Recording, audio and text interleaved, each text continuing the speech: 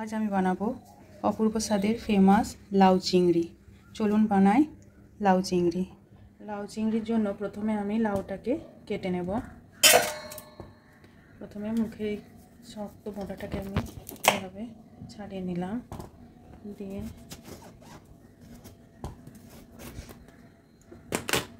এভাবে ফালি করে নিলাম, দিয়ে এইভাবে প্রথমে সমস্ত খোলাটা আমি ছাড়িয়ে নেব।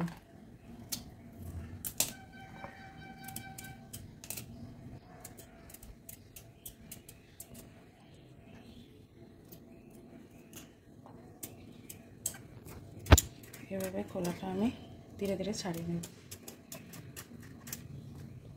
দেখুন এইভাবে আমি লাউটাকে ছাড়িয়ে নিয়েছি। এবার আমি খোলাগুলো সব পরিষ্কার করে এবার একটা লাউকে আমি কেটে দেখাচ্ছি। একটা টুকরোকে লাউয়ের এইভাবে আমি প্রত্যেকটা টুকরো কেটে নেব। এইভাবে পাতলা পাতলা করে আমি প্রথমে কেটে নেব।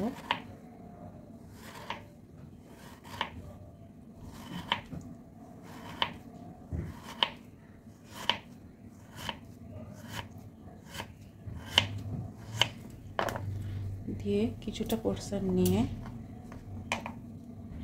এইভাবে লম্বা লম্বা স্টাইপে কেটে নেব। এইভাবে সমস্ত লাউটা আমি কেটে নেব।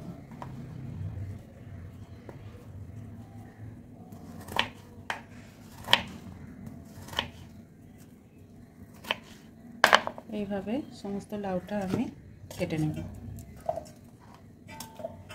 লাউটাকে আমি এইভাবে সমস্ত লাউটাকে কেটে আমি ক্লিন করে পরিষ্কার করে আমি এটা একটা থালাতে নিয়ে নিয়েছি। এবার আমি কড়াতে সরষের তেল দিয়ে দিয়েছি। সরষের তেলটা গরম হয়ে গেছে।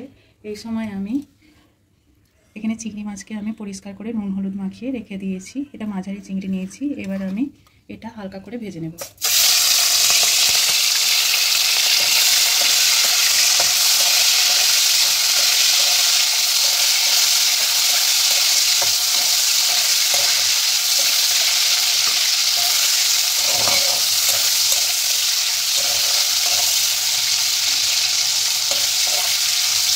একটু হালকা রং করলেই আমি চিংড়ি মাছগুলোকে তুলে নেব।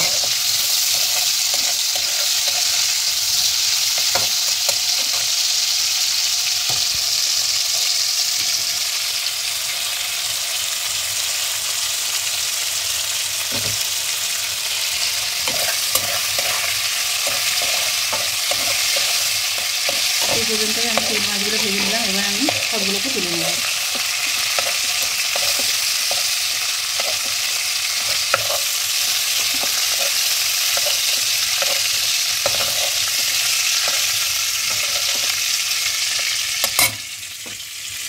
এবার আমি ছোট ছোট পিস করে আলুকে আমি কেটে রেখেছি। এই আলুগুলোকে আমি ভেজে নেব।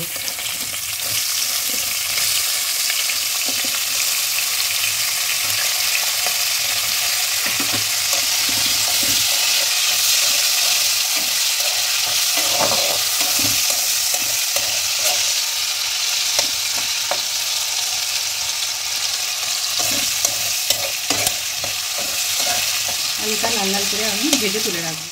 আলুটা আমার লাল লাল করে ভাজা হয়ে গেছে। এটাকে আমি আবার তুলে নেব। এবার এই তেলে আমি প্রথমে দিয়ে দেব একটা তেজপাতা আর একটা শুকনো লঙ্কা। দিয়ে একটু নেড়ে চেড়ে আমি কালো জিরে দিয়ে দেবো। দিয়ে এটা একটু ভালোভাবে একটু নেড়ে নিলাম।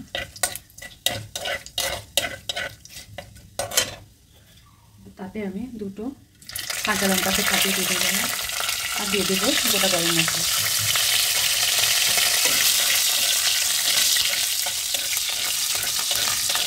দারচিনি, লবঙ্গ আর দুটো ছোটো এলাচি ফাটিয়ে আমি দিয়ে দিয়েছি।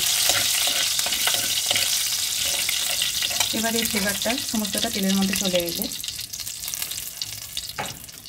আমি প্রথমে দিয়ে দেবো আদা বাটা দেবো।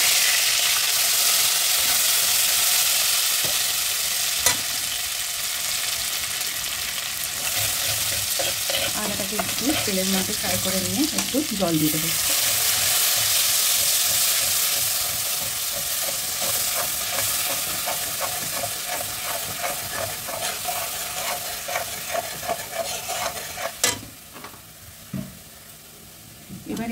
কিছু শুকনো মশলা দেব। প্রথমে দিয়ে দিলাম একটু হলুদ গুঁড়ো, একটু কাশ্মীরি লঙ্কা গুঁড়ো, একটু জিরে গুঁড়ো আর একটু ধনে গুঁড়ো। এবার মশলাটাকে আমি ভালোভাবে কষে নেব তেলের মধ্যে। তেল মশলা থেকে ভালোভাবে তেল ছেড়ে দিয়েছে। এই পর্যায়ে আমি লাউগুলো দিয়ে দেব।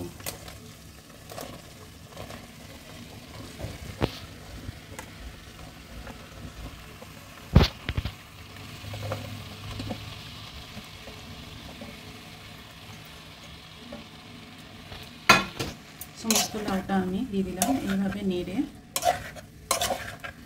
আমি কিছুক্ষণ মশলার সঙ্গে লাউটা ভেজে নেব। এইভাবে আমি মশলার সাথে লাউটা ভালোভাবে কষিয়ে নেব।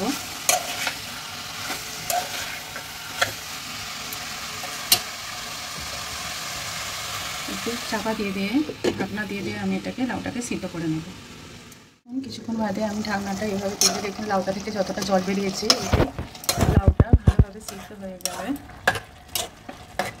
এইভাবে মাঝে মাঝে নেড়ে লাউটাকে রান্না করে নিতে হবে আর চাপা দিয়ে লাউটাকে রান্না করতে হবে। কিছুক্ষণ পর ঢাকনাটা তুলে আমি লাউটাকে নেড়ে নেব। দেখুন লাউটা আমার অনেকটাই সিদ্ধ হয়ে এসছে। এবার আমি দিয়ে দেবো এতে আগে থেকে ভেজে রাখা আলুগুলো। এবার এটাকে ভালোভাবে নেড়ে নেব।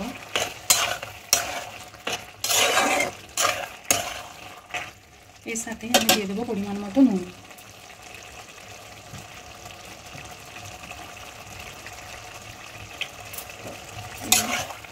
এর সঙ্গে ভালোভাবে আমি মিশিয়ে নেব।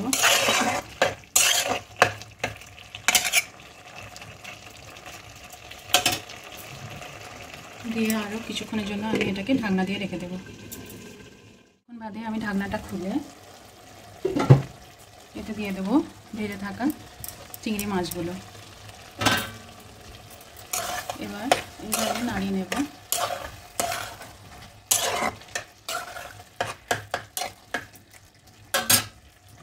এবার আবারও কিছুক্ষণের জন্য আমি এটাকে চাপিয়ে মাছগুলো সিদ্ধ করে নেব লাউয়ের সঙ্গে।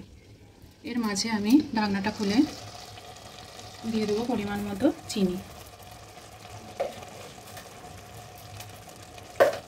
এবার একটু নাড়িয়ে নেব।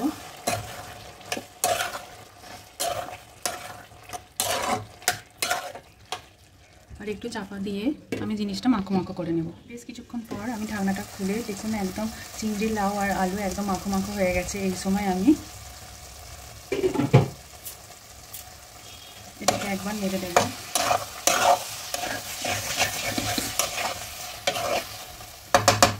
চিংড়ি আমার কমপ্লিট। এবার আমি কিছুটা পরিমাণ গরম মশলা দিয়ে দেবো